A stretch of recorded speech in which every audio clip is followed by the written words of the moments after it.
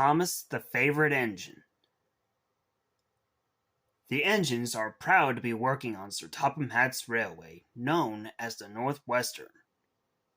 But sometimes they would overhear some enthusiasts and pastors talking about who their favorite is. Some of them carrying on their daily business, while some go up in their smoke boxes.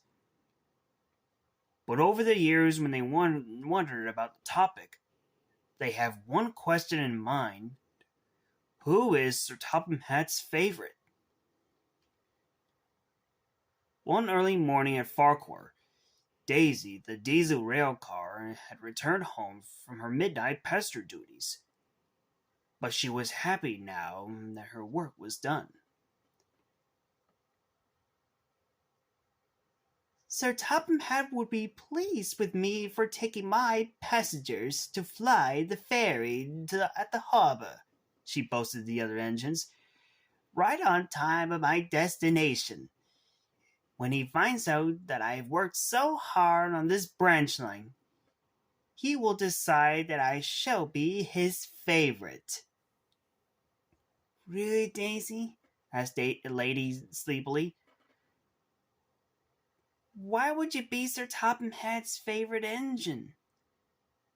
Because, lady, said Lady Snobly, I've been on the North Western Railway for all these years, and Sir Topham Hatt hadn't decided which engine would be his favorite. What does that favorite mean? Puzzled Percy. Favorite, said Julie. It means it's like a person or a thing that is especially popular or particularly well loved by someone else. And even an engine like me would be everyone's favorite, said Daisy. Can't you see? My pesters loved me very much if I was greeted by them there. That would be asking who their favorite was for the time being. Well, you have to be clever to be a favorite, Daisy, conceded Lady. But you'll soon find out who is or her favorite is or not at all. You'll understand this. Pah! Scoffed Daisy. Sir Topham Hatt will never call you his favorite for nothing, Lady. Lady rolled her eyes and said nothing. Thomas had been listening to Daisy's boasting comments and was beginning to wonder who Sir Topham Hatt's favorite engine was. Daisy just huffed and went to sleep in the carriage shed. Later that day, she growled crossly to Elsbridge Station to pick up passengers from Thomas's train of Annie and Clarabelle.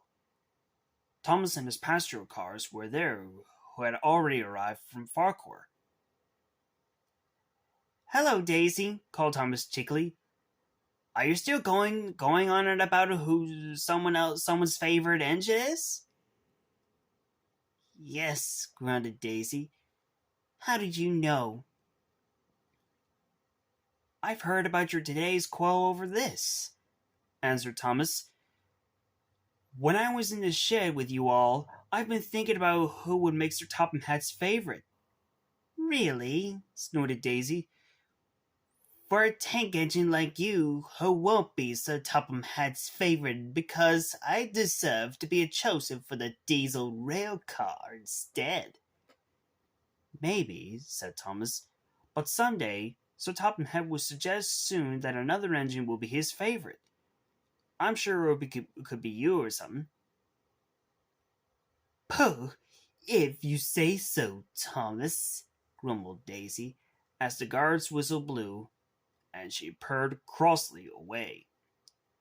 She was determined to prove herself that she would be Sir Topham Hatt's favorite engine once and for all. So later, when she arrived at Maythwaite Station, she was thinking about what Thomas and Lady had said about Sir Topham Hatt's favorite engine. However, Daisy had caused confusion and delay. First, she sped past Toby at the junction.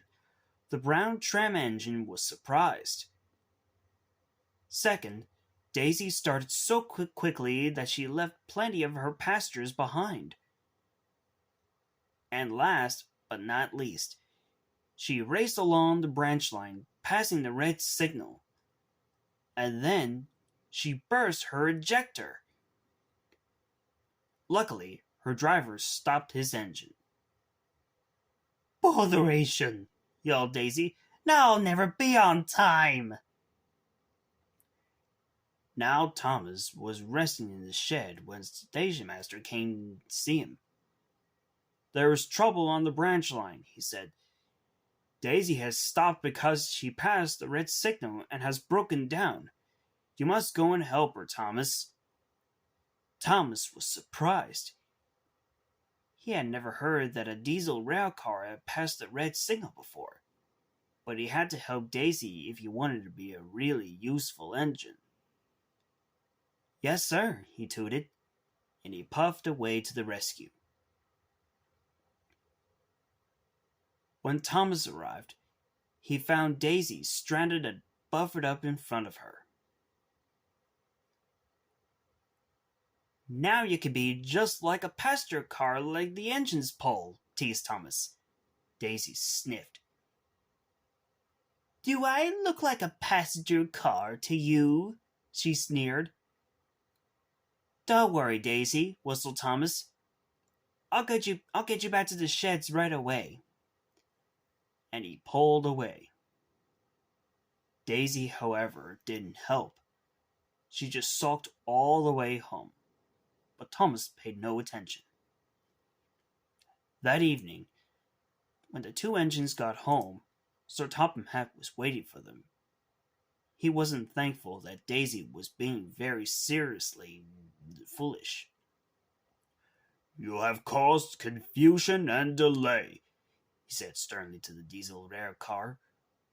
"What's the meaning of today's ordeal?" Before Daisy could explain, Lady spoke up. "Actually, sir," she said, "it goes like this." And she explained everything. "Wanting to know who my favorite engine is?" Sir Topham Hatt pondered. "Well, now look. Everyone on my railway may have a favorite engine. But as for me, I never had a favorite one. But every engine is a favorite, especially this one, like Thomas, who used to be everyone's favorite number one engine. Once he had rescued James from his nasty accident and became the best hardworking engine I ever had. I think he might be one of my favorite engines on the Farquhar branch line," he explained the other engines. Then he turned back to Daisy. "You see, Daisy, I understand that you want to prove that you ought to be my favorite engine. But what I know is that you can still be a really useful diesel engine whenever you work hard on this railway. And the other engines, too. And tomorrow, I hope you learned your lesson about what happened today." And then Sir Topham Hatt left. Daisy was ashamed and stayed silent. She didn't even think about being a favorite now because Sir Topham Hatt had made up to choose Thomas, who is to be his favorite.